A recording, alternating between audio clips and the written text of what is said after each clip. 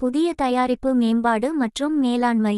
இது ஒரு நிறுவனம் ஒரு புதிய தயாரிப்பை உருவாக்குவதற்காக பயன்படுத்தும் ஒரு முறையான செயல்முறையாகும். யோசனை உருவாக்கம் முதல் சந்தையில் அறிமுகப்படுத்துவது வரை.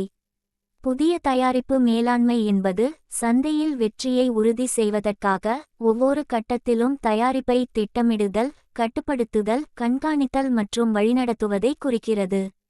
புதிய தயாரிப்பு மேம்பாடு ஏன் முக்கியமானது? 1. சந்தைகள் வேகமாக மாறுகின்றன. 2.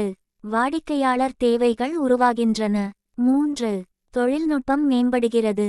4. போட்டியாளர்கள் புதுமைகளை புகுத்துகின்றனர். 5. நிறுவனங்களுக்கு வளர்ச்சி தேவை. புதிய தயாரிப்பு மேம்பாட்டின் நிலைகள். 1.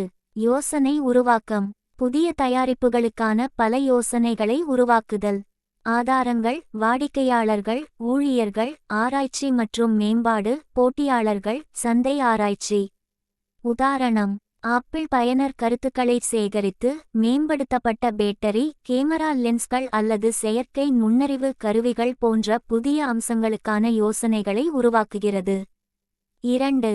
யோசனை வடிகட்டுதல். பலவீனமான அல்லது சாத்தியமற்ற யோசனைகளை வடிகட்டி நீக்குதல். சாத்தியமான மற்றும் லாபகரமான யோசனைகள் மட்டுமே அடுத்த கட்டத்திற்கு செல்லும். உதாரணம்: சாம்சங் வாடிக்கையாளர்களுக்கு மதிப்பு அளிக்காத ஒரு மிக விலையுயர்ந்த ஸ்மார்ட்போன் அம்சத்திற்கான யோசனையை நிராகரிக்கலாம். 3. கருத்து உருவாக்கம் மற்றும் சோதனை.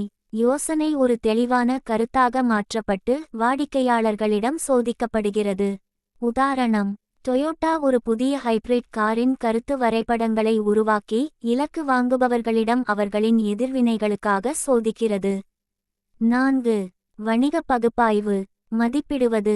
உற்பத்தி செலவு, விற்பனை விலை, எதிர்பார்க்கப்படும் லாபம், சந்தை தேவை, சமநிலை முறிவு பகுப்பாய்வு. உதாரணம்: ஒரு புதிய சர்க்கரை இல்லாத பானத்தை அறிமுகப்படுத்துவது நிதி ரீதியாக லாபகரமானதாக இருக்குமா என்பதை நெஸ்லே ஆராய்கிறது. 5.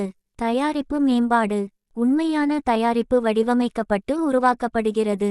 இதில் அடங்குபவை: முன்மாதிரி உருவாக்கம், பொறியியல், வடிவமைப்பு, பேக்கேஜிங்.